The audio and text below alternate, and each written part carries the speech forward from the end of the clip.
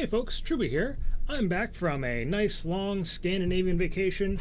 Got in touch with my inner Thor. And you know what that means. I'm back. It's time to talk about vacation slides. No, seriously though, we're going to talk about Dice Masters. And today, I want to talk about basically doing a comparison of Magic the Gathering versus Dice Masters. I started with Magic the Gathering. That was my first collectible card game. Played a couple others like Vampire: The Eternal Struggle, On the Edge, the My Little Pony collectible card game, which is actually pretty good. But then I met Dice Masters and totally fell in love with it. I've been off and on with Magic since like mid '90s. So enough to know how to play, but I don't have any good cards. Nothing worthwhile. Yeah, so I'm a pretty seasoned Magic player, and I think knowing Magic made it a lot easier to make the transition to Dice Masters. I think it's closer to Magic than any other of those other card games I've played. And yeah, I'm not going to sit here and say, oh, Dice Masters is a better game than Magic. No.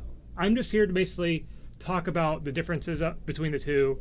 It's kind of like comparing spaghetti and lasagna. You know, some people prefer spaghetti, some people prefer lasagna, but they both contain some similar ingredients, and there's different flavors, you know, of spaghetti, different flavors of lasagna, different ways you can make them. Just like, you know, there's Commander, there's Standard, there's Modern. We have Modern, Golden Age, Draft.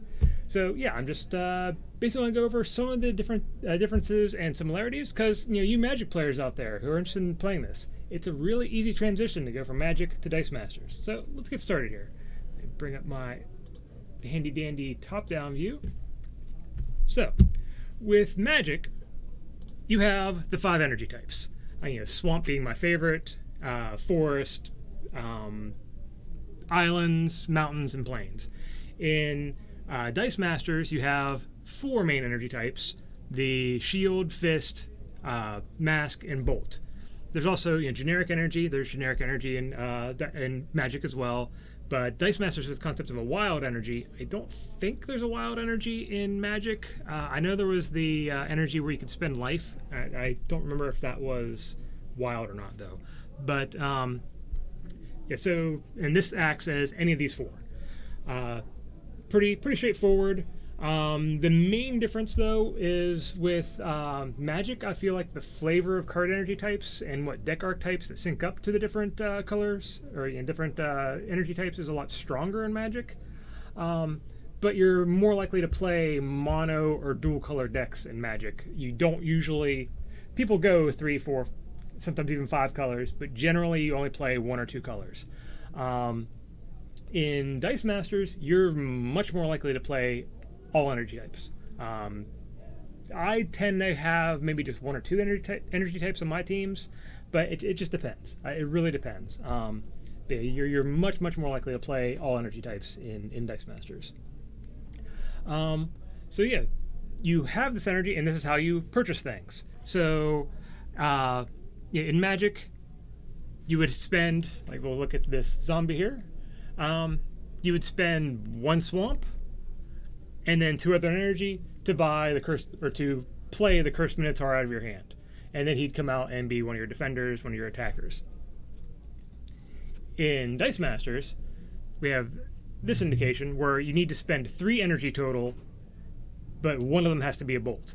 So, in Magic, that's 3 energy. In this case, 3 energy. The bolt does not make a 4th. So you would need to spend at least 1 bolt and 2 other energy in order to purchase a Scarlet Witch die. It gets a little weird to figure out at first, but it's not that bad. There are also, like in Magic, we have the gold-plated cards that are multicolored. So you have to spend a white and a black energy, a swamp and a plains. In Dice Masters, we have that as well. These aren't very common yet, but they come up. Where, once again, it's a 3 energy total, but you have to spend a bolt and a mask in order to purchase the Hal Jordan die. So yeah, it's like the gold bordered cards, a little different, but still more or less the same thing. Um, and then also, look, we have this artifact. Takes 3, just whatever energy you have. 3 generic energy, can be any color. Sorry, can be any of these colors. Same thing with this basic action, which is just 3. No indication of anything else. So you just need to spend 3 energy. Doesn't matter what it is, 3 energy. So hopefully that's all pretty straightforward to start out with. So next, character stats. So like magic, there's an attack and defense stat. So this Minotaur has an attack of 3 and defense of 2. Scarlet Witch here, she has multiple die faces. So after you roll her, you'll roll this die, and whatever face comes up, that is her attack and defense stats. So in this case, this is her level 1 face. She has an attack of 1 and a defense of 3. Now, if you were to roll her on the level 2 face, she has an attack of 3 and a defense of 3. And on her level 3 face, she has an attack of 5 and a defense of 3. Now, you might be asking, what is this other one in the corner? That is your summoning cost, basically. It's your fielding cost for putting the die from after you've rolled it, actually putting it out as a defender or an attacker. Where with your magic, this just sits out, it stays out, it's your blocker and defender. Your dice, though, are cycling through your bag, and they can act as energy to buy stuff, or they can act as attackers and defenders. So when you roll it as an attacker or defender, you have to spend whatever is in the upper left-hand corner to put it out and have it be your attacker or defender. In the case of Scarlet Witch, she has 2 faces that are on 0, so then it's free to put her out. So hopefully, so far, I'm not losing anybody. And of course, different characters have different stats. Hal Jordan here is 3-2, 4-3, 5-3. You see he costs 2 to put out on his level 3 face. I've also got a Superman die here. 6-7, he's a big bruiser. 2 fielding cost. 7-8 face. And a 4-6 face. But he's a shield energy type. Alright, so that covers stats. So still pretty similar. Now let's go into keywords. In Magic, you have keywords like Vigilance, Trample, First Strike, Death Touch. Dice Masters has been moving over the last several years to be much more to much more frequently used keywords. And in the first set, they didn't have a lot of keywords, but a lot of the abilities that were common to some characters became keywords. And we have lots of parity with Magic the Gathering. So, for example, the ability Trample, which, when your character attacks, deals damage over the defense of your opponent over the defense of its blocker to your opponent. There's a very similar ability in Dice Masters called Overcrush. So Trample equals Overcrush. We also have First Strike in Magic. In Dice Masters, we have Fast. Basically the same thing. Death Touch in Magic is basically Deadly in Dice Masters. There is a difference between the two, but for right now, they're basically the same for ease of explanation. So yeah, there's a lot of parity in when the combat happens, how things work. There's a lot of similarities there. So that should hopefully, that's another thing that makes it easier. Half the time someone goes, hey, what's this? I can go, oh, it's Overcrush. It's Trample. Or it's First Strike. That sort of thing. Okay, so next, phases of the game. So Magic has the untap, upkeep, draw, main step 1, combat step, main step 2. So you're pretty straightforward. If you've been playing Magic for any length of time, that's sort of drilled into your skull. Dice Masters also works in phases. You have the clear and draw step, which is basically your untap, upkeep, and draw. So instead of drawing your die card from the top of your deck, you're drawing 4 dice from your bag. Then you have a roll and reroll step, which is when you're taking your dice, rolling them, and seeing what energy you get, and you can reroll once, any number of dice. Then you have main step just one main step, not a second one, and then a combat step.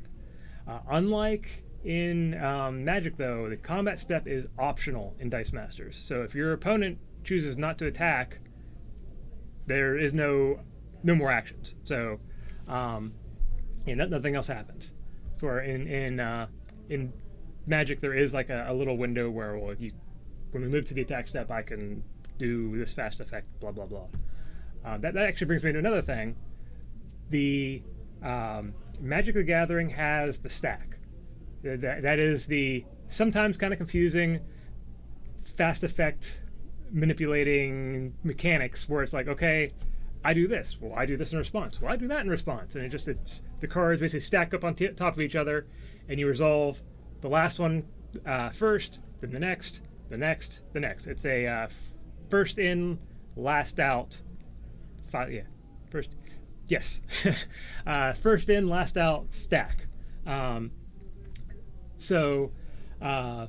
In Dice Masters, instead we have a queue where the first thing that happens is the first thing that's resolved. And there aren't really any fast effects in Dice Masters. There's a couple like damage mitigation type things, but they're few and far between. They're not that common. So everything in Dice Masters happens on a priority. So in my main step one, I do everything I want to do. I buy all my dice that I'm going to play with.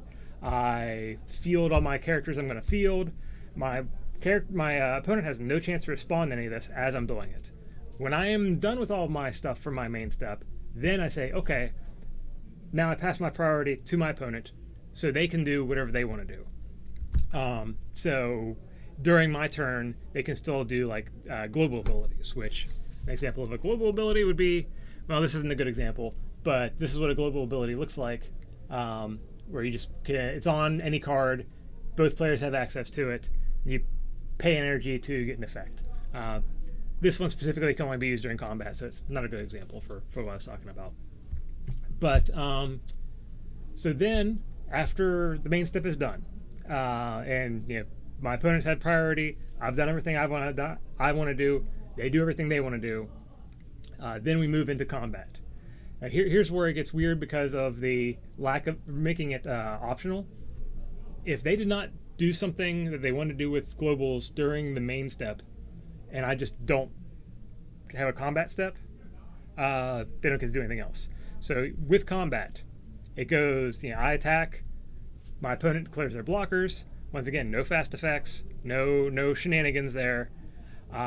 Then afterwards, there's another window for spending energy to use globals or activating effects on cards. But there is no, I'm pulling a giant growth out of my hat. No, there is not. Everything is open. There are no shenanigans. It's all open information on the board, unlike Magic. So I guess that's another way to differentiate Magic from Dice Masters is, Magic has more of a random element, or I guess a surprise element. You don't really know what your opponent is bringing when you sit down across from them. Until they lay that first land, you don't even know what colors they're playing, unless you peek while they're shuffling. With Dice Masters, as soon as you sit down across from your opponent, you know everything they have. You can go and pick out what is their win condition, how do I stop their win condition, how am I going to play it. You can basically be formulating your game plan the moment you sit down, which is something I actually like. I like that a lot. It makes it a lot more of like a chess game. It's my preference. I'm not saying it's better. Just gotta make sure I make that clear. It makes it more fun, and also like you don't have that randomness like with drawing cards with Magic. It's so very easy to have a mana screw or a mana flood where you just get too much stuff and your deck doesn't want to cooperate and you just can't do anything and you lose. With Dice Masters, it can still happen. You can roll badly, but you're still buying stuff, and it feels like you can sort of mitigate those issues a little more easily. You can have a solid game and not feel like, oh, I completely lost just because of rolls. It happens, but it's not nearly as common as it is in Magic. Um, so that covers a lot of the differences. One last thing I want to go into that I think is one of the big things that trips up new players, especially when they're coming from Magic, is actual combat. Um, so, when the two things are attacking, uh, let's say in Magic, Curse Minotaur attacks, Wayward Servant blocks, 3 attack to 2 defense. He's knocked out. 2 attack to 2 defense. They've been knock each other out. But that means they're gone. They go to the graveyard, so they may not see play again. Dice Masters, I have my Scarlet Witch attacking my Superman. Superman's way bigger than Scarlet Witch. They attack. They butt heads. Superman knocks out Scarlet Witch. Now, the big difference here is Scarlet Witch, then, when she's knocked out, she goes into your prep area, which is a area where during your clear and draw step, you'll draw your 4 dice, but then anything that's in your prep area, you can pick up and roll as well. So me attacking with this die can actually be beneficial to me, even if I can't get through, because I want to roll it for energy. So then this is a 5th die, where I could potentially be getting up to 6 energy if I roll the other 4, or more energy actually. But I could be getting a lot more energy from this getting knocked out. Now the other part that gets weird for Magic players is if I attack with Scarlet Witch and my opponent chooses not to block with Superman, and she just goes through and does damage to my opponent, well, she, instead of going to the prep area, goes back into my used pile. So basically, she has to cycle back through my bag and potentially be lost for several turns and not on the field. And that's a big difference. So like with Magic, if I attack with the Wayward Servant and my opponent does not block with the Curse Servant or Curse Minotaur, Wayward Servant does 2 damage. He stays untapped, but then the next turn he untaps. During my next turn he untaps and is ready to block and attack again. That is not the case in Dice Masters. So yeah, once something goes through and does damage, it is lost for a few turns, and it's possible you may never get it back if you don't roll it again. So that is one of the hard things that I think people have issues with.